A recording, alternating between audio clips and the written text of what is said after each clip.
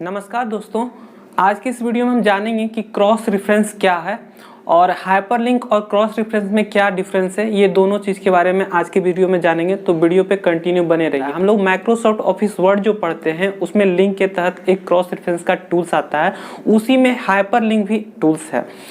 तो चलिए हम लोग देखते हैं।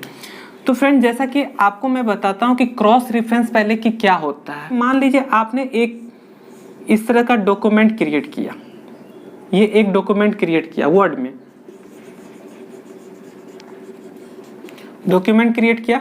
आपको पता है कि जब आप एक डॉक्यूमेंट को ओपन करते हैं तो उसमें मोर देन पेज होते हैं, काफ़ी सारे पेज होते हैं उसी में।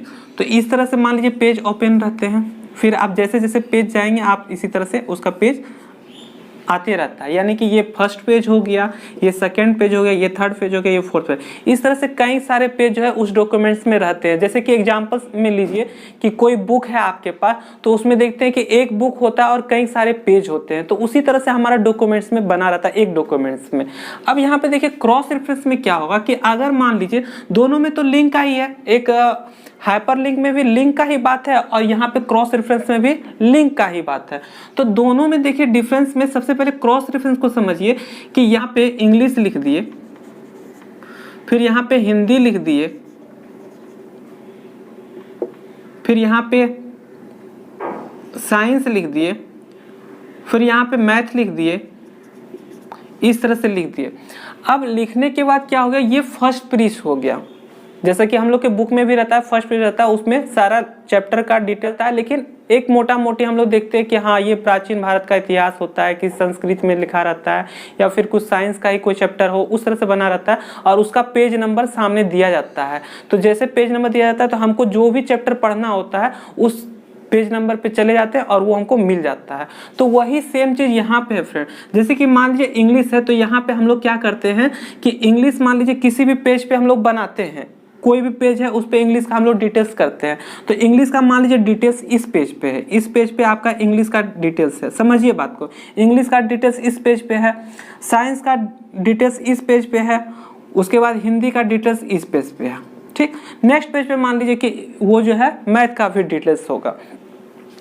अब यहाँ पे मान लीजिए हर पेज का, जैसे कि दो पेज, ये दूसरा नंबर का पेज है, तो यहाँ पे एक लिंक क्रिएट कर देंगे। जैसे लिंक क्रिएट करेंगे तो लिंक क्रिएट करने के बाद फिर क्या करें, इस लिंक को यहाँ से जोड़ देंगे, यहाँ पे जाकर के लिंक एक बनाएंगे, इसको जोड़ देंगे, इससे जोड़ देंगे। अब देखिए जैसे आप दोनों को जोड़ दीजिएगा, बना दीजिएगा, तो कोई भी मान लीजिए अगर आप एक टीचर हैं और आप एक स्टूडेंट के लिए बना रहे हैं ऐसा, तो जैसे वो स्टूडेंट को पता रहेगा वो यहाँ पर से जानना चाहेगा कि हाँ हमको इंग्लिश के बारे में जानना है। क्योंकि यहाँ पे हम एग्जाम्पल तौर पे ले रहे हैं, तो काफ़ी 3 पेज का ही हम एग्जाम्पल लिए हैं। उसमें मान लीजिए हो सकता है कि इंग्लिश का जो आप दे रहे हैं वो 262 पेज में है। अब 262 पेज पे जाने के लिए उसको काफ़ी दिक्कत होगा, या फिर उसको पता भी नहीं चलेगा कि कहाँ पे इसका डिटेल से नहीं है। इस कारण से आपको क्या हो, एक लिंक क्रिएट करना होता है। जैसे आप लिंक क्रिएट करते हैं तो ये क्या होता है, ये सारा पेज को ही क्रॉस कर जाएगा। अब पेज को क्रॉस करके डायरेक्ट कहाँ आ जाएगा, इंग्लिश पे आ जाएगा। जैसे इस पे क्लिक कीजिएगा तो आप इंग्लिश पे पहुंच जाइए, और इंग्लिश पे पहुंच जाना आप वहां पे उसका डिटेल्स देख सकते हैं। जबकि आपका हम बताते ये क्रॉस रेफरेंस था, और हाइपरलिंक में क्या होता है वो समझिए। हाइपरलिंक में क्या होता था कि मान लीजिए आपके पास एक इस तरह से डॉक्यूमेंट्स है, ये डॉक्यूमेंट्स है। अब इसमें मान लीजिए कि आप किसी तरह का कोई डिटेल्स करते हैं, किसी भी सब्जेक्ट को लेकर के या कोई भी टॉपिक को लेकर के आप डिटेल्स लिखे, और डिटेल्स लिखने के बाद आपको पता है कि आप लिंक कहीं भी लगा सकते हैं। तो आप सपोज किए कि यहाँ पे आप एक लिंक क्रिएट कर दिए। जैसे आप लिंक क्रिएट कर दिए, अब मान लीजिए वो चाहे सोशल साइंस से हो, साइंस हो, किसी भी टॉपिक से हो, तो आप उस पर क्लिक करते थे।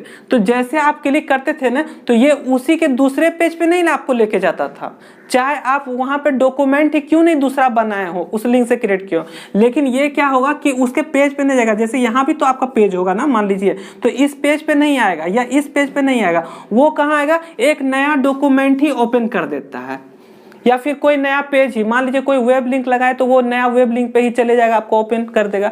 तो यही अंतर होता है, दोनों लिंक ही क्रिएट करता है। एक होता है कि एक डॉक्यूमेंट के अंदर क्रिएट करता है, और एक होता है हाइपरलिंक कि आपको अलग डॉक्यूमेंट को ओपन करके वो अपना सारा डिटेल्स देता है।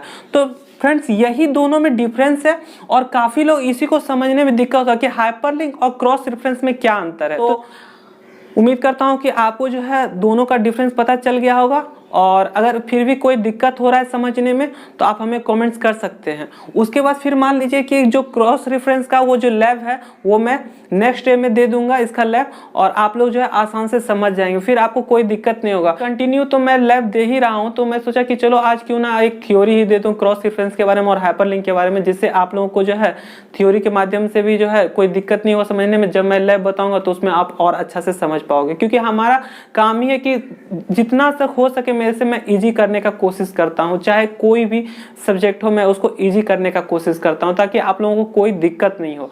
तो फ्रेंड, उम्मीद करता हूं कि आप लोगों को ये वीडियो काफी अच्छा लगा हो। वीडियो काफी अच्छा लगा हो तो एक लाइक जरूर करना, चैनल पे पहली बार हो तो सब्सक्राइब कर लेना ऐसे ही वीडियो को हमेशा देखने के लिए। तो मिलते हैं अपने नेक्स्ट वीडियो में, तब तक के लिए गुड बाय।